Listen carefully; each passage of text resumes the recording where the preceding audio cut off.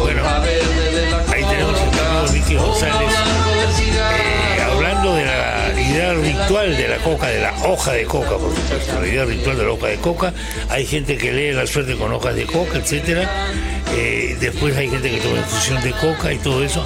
Todos esos usos, me parece a mí, pero aquí viene una... Si alguien sabe de esto, es la persona que tengo acá el privilegio de recibir. Me parece que para estos usos, solo un pequeño porcentaje de la coca cultivada y crecida en el Perú sirve. El resto se va pues evidentemente a la droga. No nos vamos a engañar hablando de tonterías como la hoja sagrada, pero en fin, no hablo más. Carmen Macías, Carmen, ¿cómo te va? Encantada, Chema, muchísimas gracias por la invitación. Te veo después de mucho tiempo, te veo muy bien. Bueno, trato. Te veo muy bien, has entrado con una agilidad estupenda acá al estudio y eso es digno de agradecer porque te necesitamos mucho tiempo con esta energía y la claridad que has tenido. Muchas gracias. Carmen Mancilla es la directora ejecutiva de Cedro. Cedro es una organización que tiene décadas ya implantada no solamente en Lima, sino en otras partes del país, que entre otras cosas tiene un sistema de escuchas, por ejemplo, para jóvenes sobre todo que están intoxicados por la droga. La droga existe, señores, no es una fantasía. No hay drogas soft o drogas light o drogas chic. Bueno, además ha sido 2 veces directora de Vida, si no me equivoco, Carmen, ¿no? Sí, las 2 veces me sacaron. Las 2 veces te sacaron. Las 2 veces fue porque íbamos a entrar al BRAE, justamente. O sea, tanto en el periodo que tuve del 2012 al 2014, como el que entré luego en el 2017 al 18, los primeros ministros de ese momento me invitaron a salir, ¿no? De un día para otro, cuando íbamos a entrar justamente al BRAE, porque se tenía todo un plan para el BRAE, se tenía un consenso entre todos los sectores que forman el directorio de Vida, ¿no? Okay. Y la excusa fue que iban a cambiar de estrategia. Obviamente eso no dio ningún resultado, porque se habló en la primera etapa del 2012 al 2014 de reconversión agraria, de reconversión activa o algo así, y con el Ministerio de Cultura, y francamente eso no dio resultados, ¿no?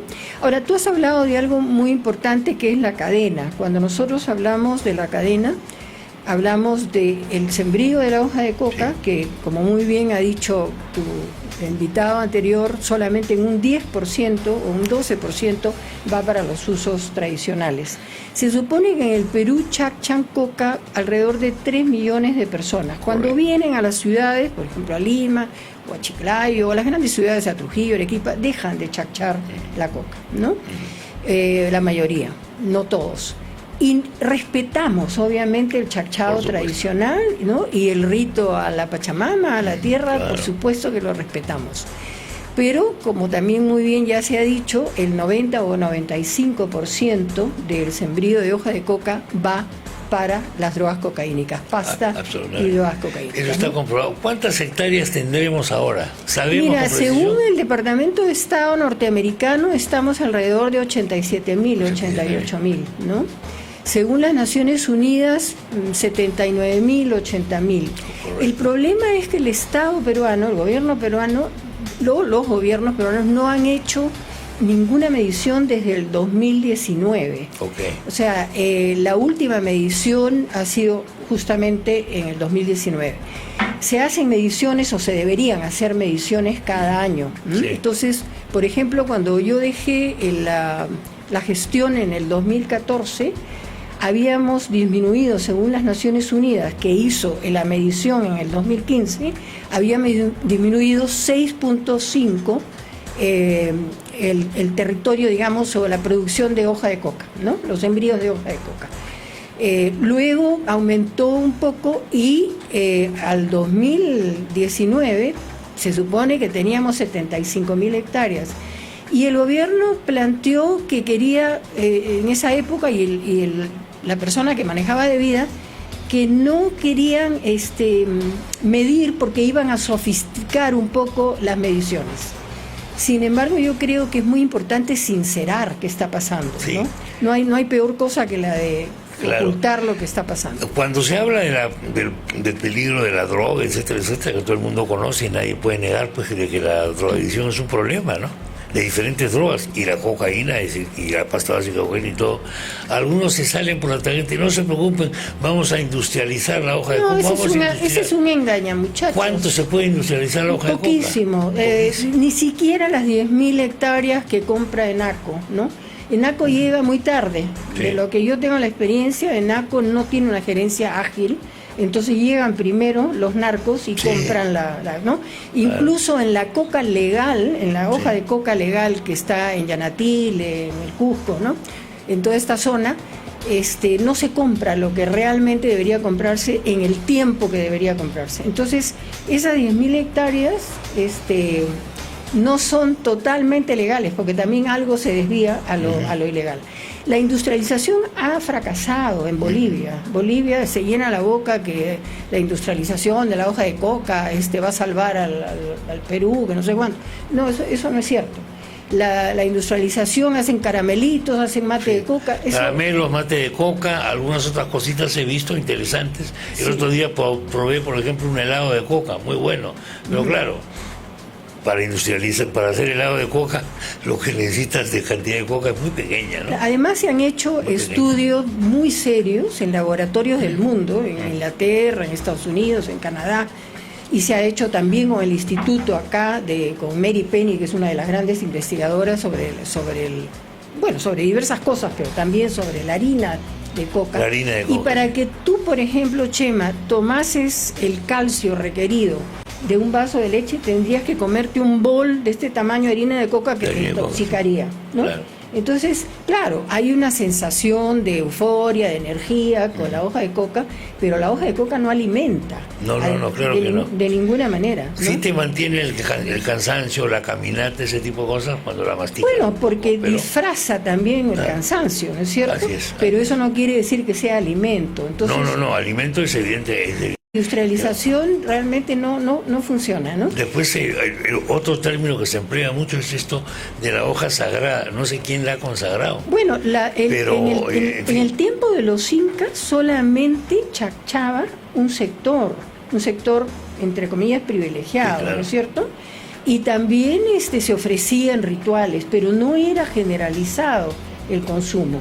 Ahora, se le puede llamar hoja sagrada, pues a la oferta que se le hace a la Pachamama, etcétera. Claro. Pero de ahí a desconocer o a no querer aceptar, porque se conoce, ¿cierto? Pero a no aceptar que la hoja de coca va en un 95% a drogas cocaínicas, no. Ahora, el Brain tiene 65% de pobreza, o sea, de cada 100 personas, 65 son pobres en el Brain. 40% o 46%, si mal no recuerdo, no tienen agua ni alcantarillado. Los niños son en 45% anémicos. Entonces, ¿de qué estamos hablando? Que el narcotráfico no revierte la pobreza, ¿no? Es más, capta a niños y capta a jóvenes, porque en las pozas de maceración nosotros hemos encontrado niños. Sí, claro. ¿No? Entonces es tremendamente criminal usar a niños para ese tipo de conversión de la hoja de coca en clorhidrato de cocaína. Por otro lado, la deforestación es tremenda. Ese es el gran problema. Miles de hectáreas deforestadas, porque es un monocultivo, ¿no es cierto? Se siembra en las laderas, entonces es terrible. Y por otro lado, los insumos químicos se tiran también a los ríos. Absolutamente. ¿No? A las cochas, a los ríos. Entonces, son las mujeres. Eso está probado hace muchos años ya. Las mujeres en las zonas de hoja de coca, o donde hay maceración y donde hay conversión, protestan porque los niños no tienen agua ya pura que tomar. Si no hay alcantarillado, no hay agua potable y los ríos están contaminados, imagínate lo que sucede. Entonces hay un daño mucho mayor. Ahora, sí se puede, si se quiere, si se tiene la voluntad política, sí se puede hacer una conversión al desarrollo alternativo, sostenible, ¿no es cierto? Que ha funcionado con éxito, me parece, corrígeme tú, por favor, en San Martín, por ejemplo. Ha funcionado en San Martín. Bastante bien. En el Alto Huallaga. En varias zonas del Huallaga que yo he visitado en mi época de reportero, de verdad, no como ahora que soy un burócrata acá sentado, no, mentira, eso es una broma. Pero yo he visto cómo, por ejemplo, había volantes de sendero diciéndole a los cocaleros qué debían hacer. O sea, el concepto de narcoterrorismo, que se piensa que es del Brain, no es solo del, perdón, mucho antes ha estado en todas partes. Ahora, tú me hablas de San Martín, que me parece muy interesante, porque San Martín tenía, hace 20 años o hace 18 años, tenía 20.000 hectáreas de hoja de coca. Claro. Y según la última medición, tiene alrededor hoy de 4.000. O sea, la cooperación internacional, sobre todo USAID y también Alemania, Estados Unidos y Alemania, pusieron cerca de 400 millones de dólares en todo lo que es el desarrollo alternativo. El otro gran éxito fue Monzón. Yo entré a Monzón. Lo que era Monzón antes de este así es, yo entré a Monzón en el 2013, después de negociar con los líderes del Monzón, 100 comunidades del Monzón, que fueron firmando además actas, ¿no? Y se entró al Monzón con un plan concertado, con una reconstrucción de suelos. Se puso frijol de palo, se puso plátano, todo lo que era muy inmediato, y se llevó al Estado, se llevó a Salud, se llevó al MIDES. Era conmovedor ver la cola de mujeres que por primera vez se hacían un chequeo, por ejemplo, ginecológico, ¿no? Exactamente. Porque hay mucha gente, o algunos quieren presentar que la erradicación es un operativo militar siniestro, en el cual llegan helicópteros con rockets, y entonces matan a todas las personas que están alrededor y después queman. La cosa no es así. No. Eso es una parte muy pequeña. Lo que hay que explicarle a la gente es que para que esto tenga éxito se hacen pactos con las comunidades, contratos con las comunidades. Pero además, en igualdad de condiciones. Pero además tiene que ir, como te digo, con ese plan inmediato, de no ir y tomarse solo la foto, ¿no es cierto?, sino de ir y quedarse los equipos para dar asistencia técnica. Mira, en San Martín, USAID sobre todo, y el gobierno americano, favorecieron a más de 25.000 familias o 30.000 familias, con cacao, con café, con cítricos, con una serie de productos, con el pijuayo, bueno, una serie de posibilidades económicas. Y en el Monzón yo entré porque gracias a que se había capturado a Artemio, se pudo entrar. O sea, si la policía no hubiese hecho una buena labor de captura de Artemio, líder terrorista en todo lo que era el Alto Huallaga, yo no hubiese podido entrar. Entré con miedo, ¿no? Entré con temor, pero con decisión, ¿no? Y hoy día el Monzón, a pesar de la pandemia, ha cambiado. Cuando entramos al Monzón había un 76% de pobreza total, ¿no? Ahora, eso hizo que se bajara el hectariaje porque se erradicó 13.000 hectáreas.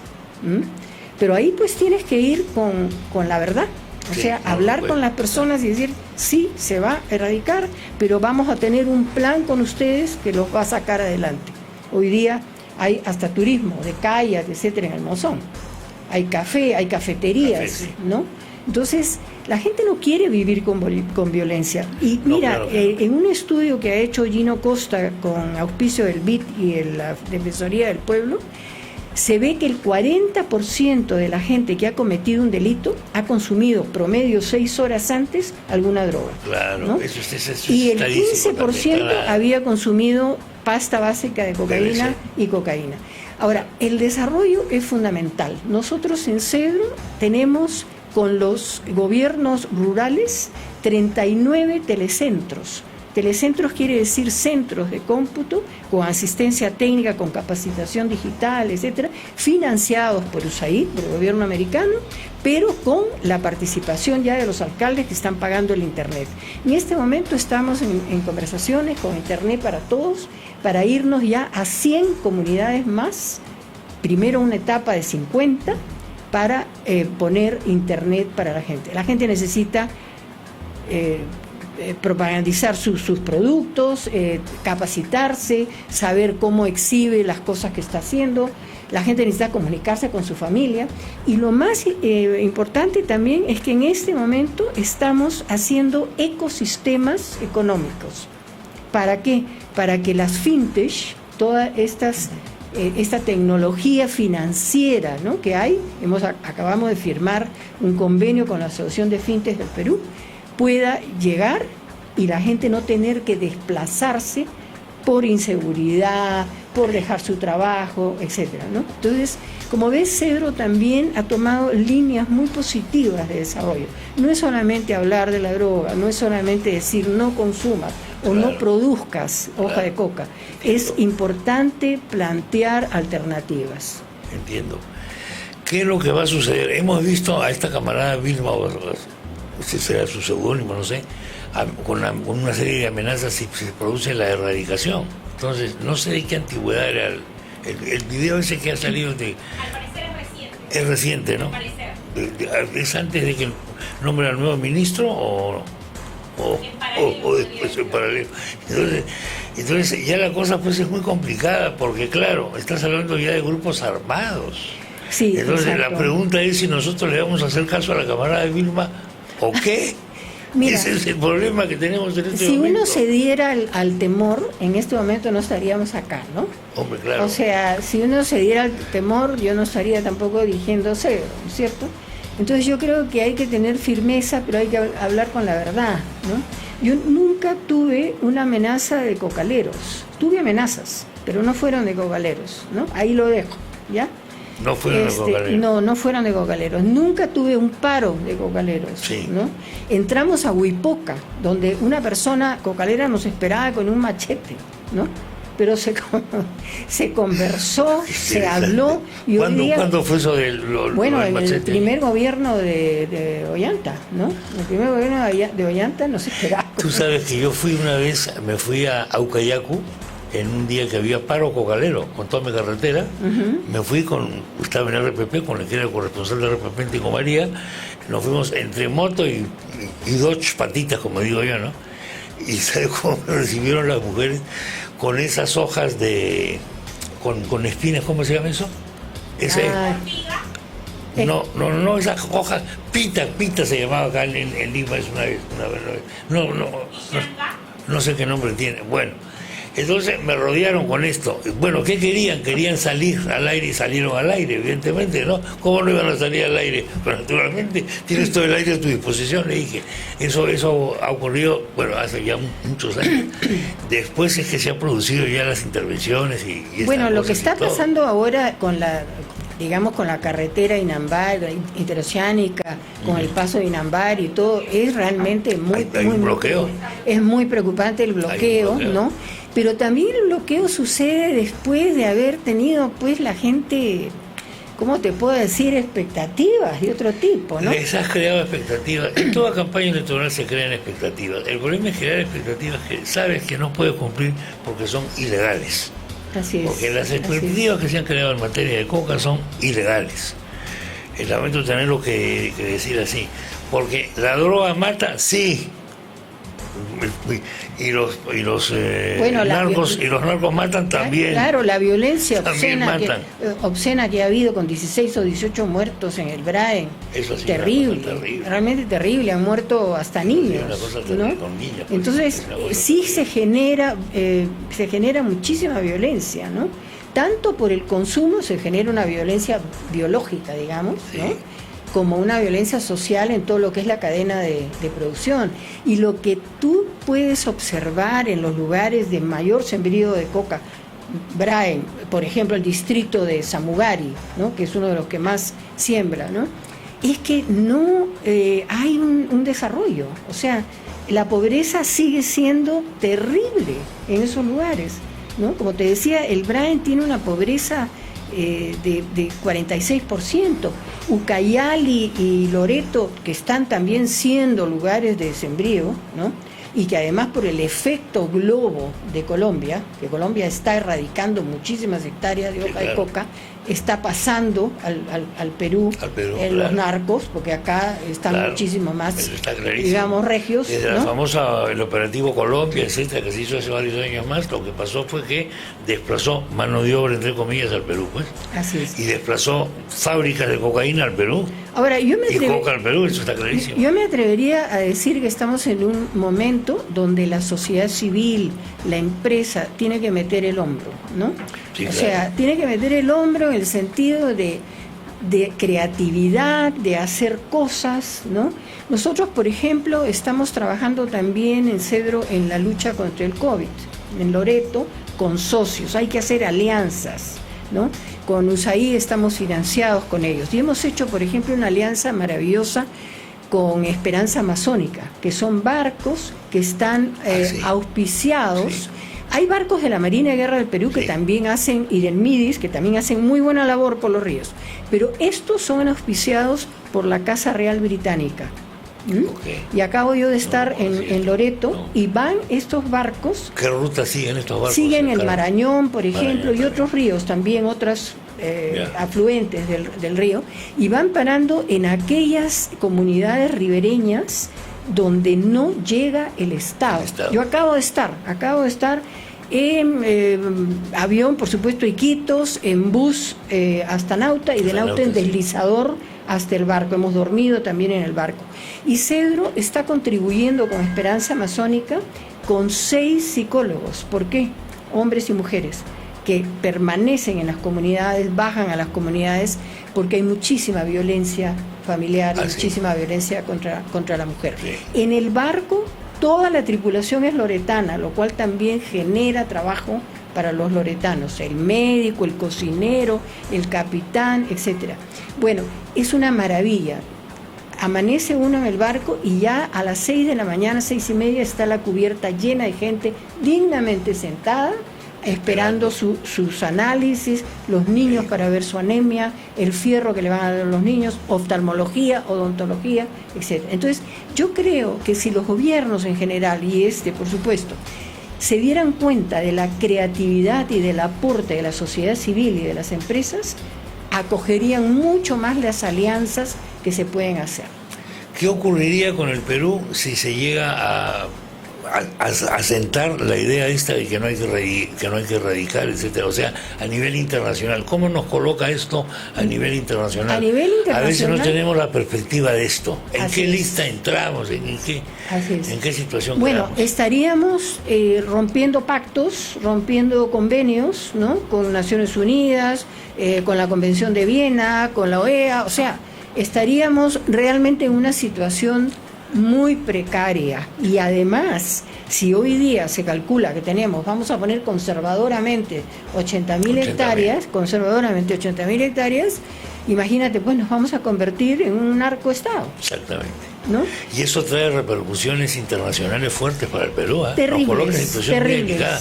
Hay gente que no es consciente de esto o que no le importa esto porque quiere una especie de desarrollo endógeno, aldeano, o no sé cómo calificarlo. Sí, así es, bueno, y pero no podemos. Las inversiones necesitan no podemos. Seguridad. ¿No? Si un inversionista no tiene seguridad. Ayer, por ejemplo, me gustó mucho oír al ministro de Economía, que está en conversaciones con grandes inversionistas, con 9 o 10 inversionistas del Perú. Muy bien, ¿no? Pero a ellos también hay que ofrecerles las reglas claras. No puedes tener un día saliendo uno de los ministros a decir una cosa y al día siguiente decir otra. Eso es lo que te causa separa la erradicación, no separa la erradicación, ¿no? Estados Unidos tiene una excelente relación, no puedes decir que se vaya a Estados Unidos, y hay muchas equivocaciones porque Estados Unidos no tiene ejércitos en el Perú. Claro. Nosotros tenemos en las zonas del Brán y en las zonas, digamos, calientes, sí tenemos ejército, y muy bien que lo tengamos. El ejército le toca cuidar a la policía, ¿no es cierto?, que es la encargada de la lucha contra las drogas, ¿no? Pero cuando se dice, bueno, y Estados Unidos es el que pone la plata para erradicación, no, en mi gestión indebida se logró que el MEF diera el presupuesto para la erradicación, o sea que es el gobierno peruano el que pone la plata.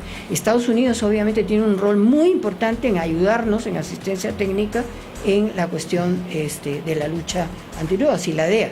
Entonces, hay que informarse, ¿no? Hay que realmente tener evidencias para poder hablar. Hay que tener cuidado, fíjense en lo que está ocurriendo con un país que en este momento se ha convertido pues en un paria, que es Afganistán, por el tema de que es un país factoría de amapola. Así Prácticamente la economía del país funciona en torno a esto, con protección oficial ya absoluta, ¿no? Con los talibanes y compañía, no sé. Hay gente que no es muy consciente de esto. Bueno, sí, bueno, el mundo está complicado, ¿no? El mundo está complicado, pues, pero está muy complicado. no hay que perderle el optimismo, hay que hacer alianzas, es la época de articulaciones para poder hacer cosas concretas, ¿no? Como la que nosotros, por ejemplo, déjame hacer un cherry, estamos haciendo... Ha llegado hasta acá, mándate hasta 3 cherry, tienes derecho. Primero. Me encanta, Chema, pues ya... Realmente me anima, ¿no? Bueno, mira, nosotros tenemos 3 grandes proyectos con Cedro, ¿no? Sí.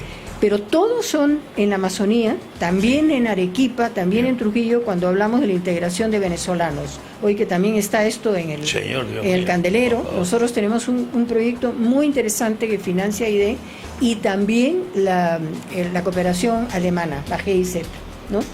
Y no es cuestión de quitarle ningún puesto a ningún peruano, sino es más bien ir a donde hay brechas.